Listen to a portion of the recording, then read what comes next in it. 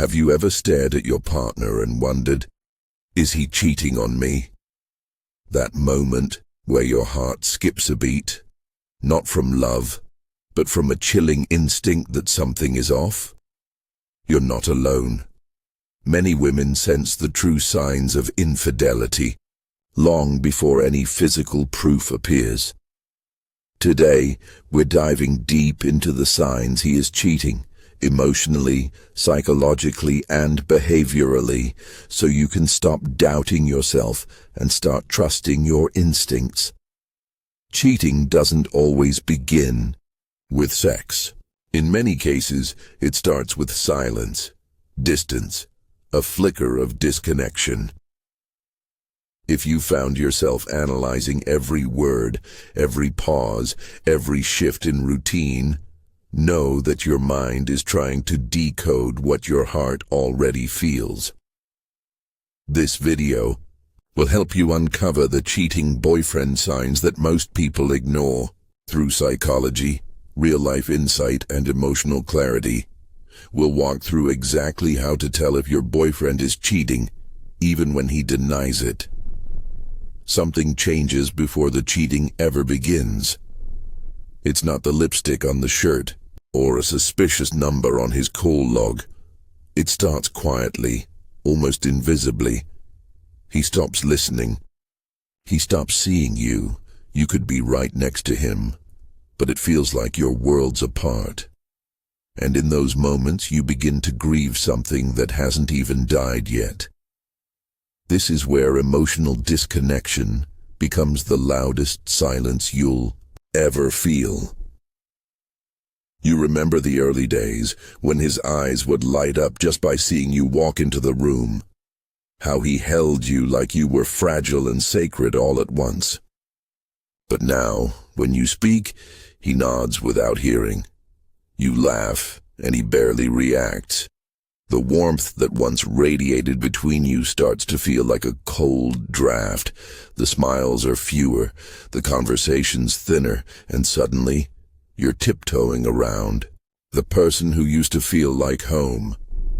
This kind of change doesn't scream, it erodes. It slowly eats away at the safety of connection. Psychologists call this emotional disengagement, a precursor to physical infidelity. But in human terms, it feels like being emotionally evicted from a place you thought was yours. One day, Jasmine asked Aaron how his day went, and he gave her a blank, fine, no detail, no smile, no return question. And when she pressed further, his irritation came out of nowhere. That's the thing. When someone's attention is emotionally invested elsewhere, they no longer have the bandwidth for your inner world. They become reactive to your presence because it reminds them of what they're slowly betraying. As one renowned psychologist once said, infidelity is not about sex, it's about secret emotional lives. And that's exactly what Jasmine felt. Like a stranger was living in her boyfriend's body, keeping secrets behind every smile. You might tell yourself, he's just tired, or he's stressed. But your body knows. You feel it in your chest when you hug him, and he stiffens. You feel it in your stomach when you catch him staring at nothing for minutes, somewhere you no longer belong. You feel it in your sleep, when the bed feels too big, and the silence too loud. And the cruelest part, you start doubting yourself. You start shrinking so he can have more space. You stop asking for what you need because his irritation makes you feel guilty for needing anything at all. That's not love. That's erosion. This is why emotional cheating is just as damaging, if not more, than the physical act. Because it gaslights your soul. It teaches you to distrust your own perception. So if you're feeling emotionally invisible, if the connection feels forced, if you keep trying to earn the attention that used to come freely, don't ignore that. The mind may explain it away, But the heart never lies, and neither does silence. It's hard to explain how deeply unsettling it is when someone you love starts behaving like a stranger. One day, everything feels familiar. Their habits, their rhythm, the way they hold your hand without thinking. And then, almost without warning, something changes. He starts carrying his phone everywhere, even to the bathroom. He used to leave it on the kitchen counter while you talked about your day. Now, it's face down, locked, and never out of his reach. You ask a simple question. Who were you texting? And suddenly you're met with defensiveness, rolled eyes, or that painfully common line. Why are you being so paranoid? But you're not paranoid. You're paying attention. And you're noticing that his behavior no longer aligns with the man you knew. These shifts are rarely explosive. They don't come crashing in like a storm. Instead, they drip slowly, small changes that collect like raindrops in your gut. He starts working later, yet there's no urgency in his voice when he calls to tell you. His hugs feel staged. He looks over your shoulder more than into your eyes. And it's not just physical distance, it's the emotional absence behind every gesture. This is where confusion sets in. You ask yourself, is this just a rough patch? Am I imagining things? But deep down, something feels misaligned. A well-known psychologist once wrote, cheating often reveals itself not in confession, but in contradiction. And that contradiction is everywhere when someone is emotionally invested elsewhere. His words say one thing, but his actions leak the truth. He says he's committed, yet he flinches when you ask for time together. He says nothing is wrong, yet your needs suddenly feel like burdens. He says he loves you, yet you no longer feel chosen. This is what emotional contradiction looks like. It's the dissonance between the relationship you had and the reality you now feel. Sometimes it's the small details. He changes his cologne without mentioning it, starts hitting the gym more aggressively, becomes overprotective of his digital space. Other times it's what disappears. Routine phone calls, Sunday mornings together, the willingness to share his day.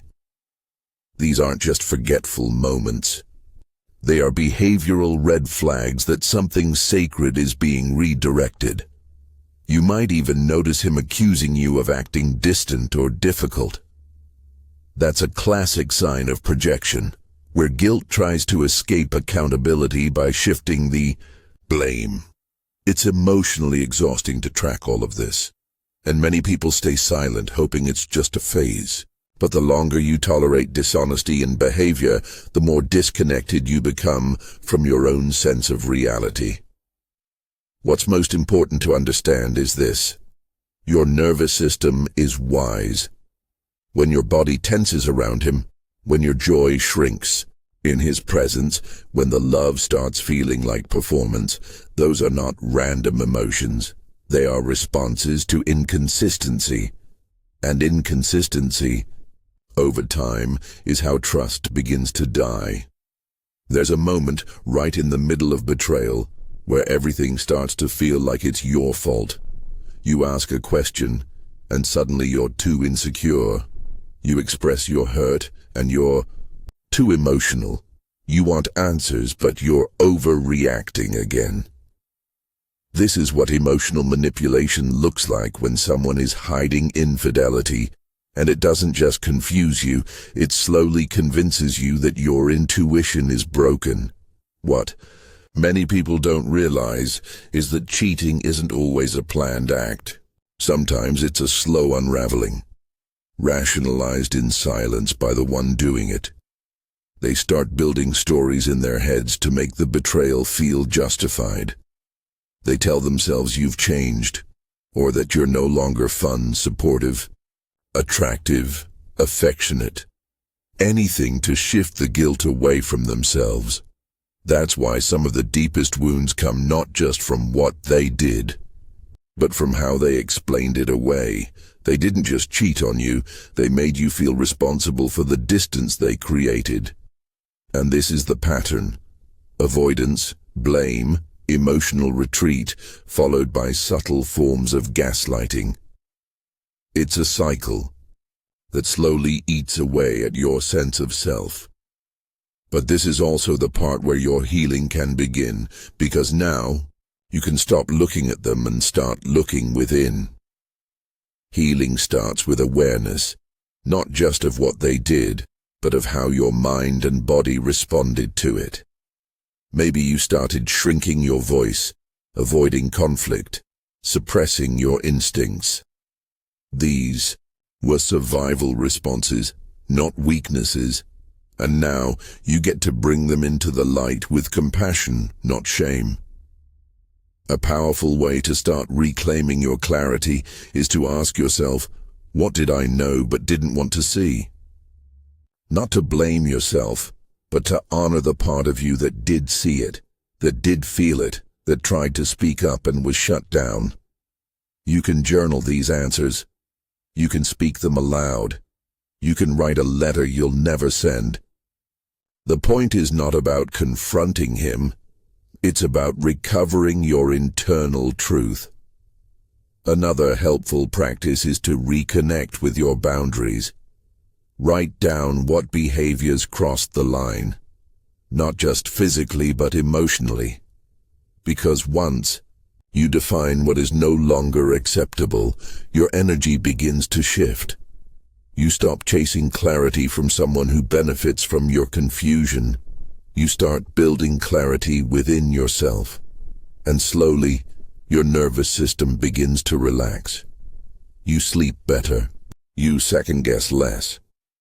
You begin to remember who you were before they made you question your own reflection.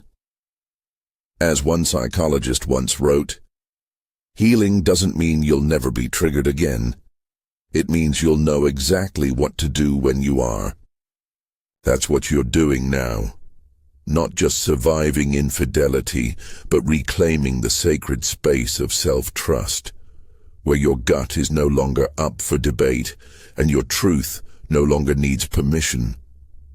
You don't have to fix him. You don't even have to expose him.